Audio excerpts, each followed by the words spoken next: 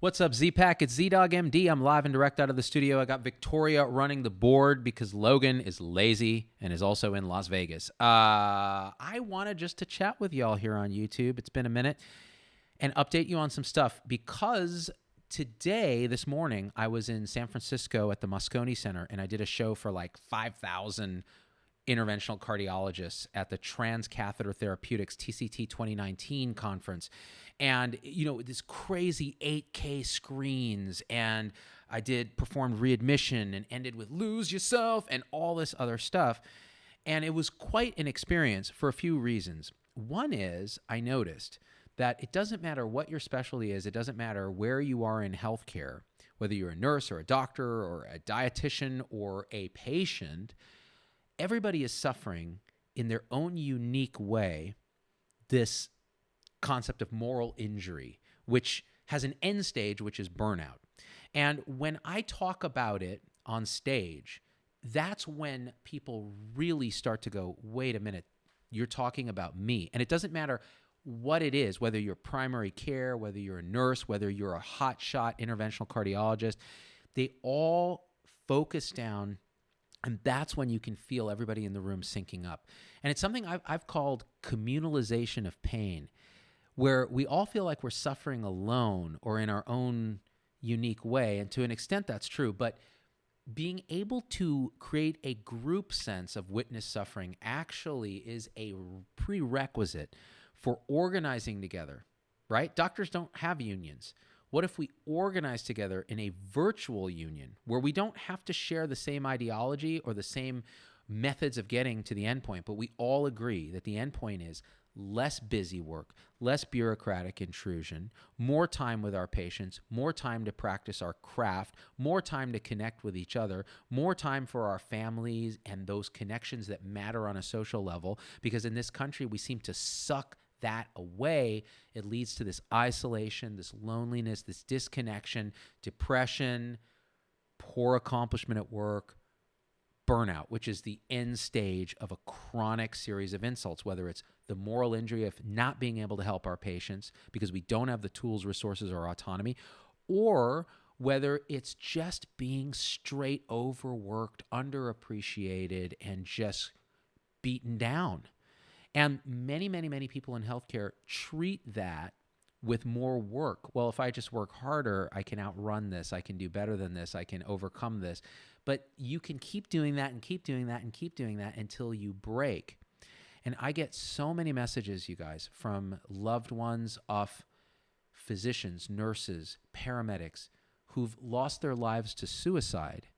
And the family almost never knew because they were holding it together, right? We're taught in medicine that you just keep your head down, suck it up, and make it happen. And so being connected today with all these cardiologists was really, really, it was an insight for me because I got to see into another specialty that's suffering in its own way, but that resonates with the same message, which brings me to this point.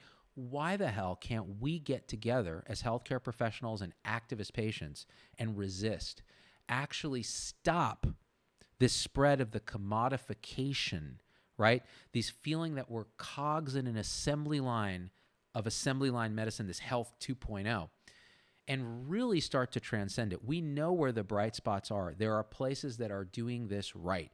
We ran one for a while. We went out of business because we didn't have the infrastructure to support it. We weren't rallying the herd of elephants that make up healthcare yet. But I think there's a tipping point coming, and I could feel it at this conference, right?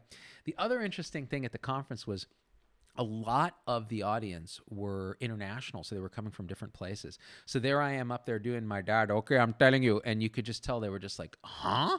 So that was kind of fun. Bombing in front of international doctors is one of the highlights of the day. The third interesting thing that I encountered when I was in San Francisco was walking from my hotel at the Hilton, down O'Farrell Street, across Market, down 3rd to the Moscone Center.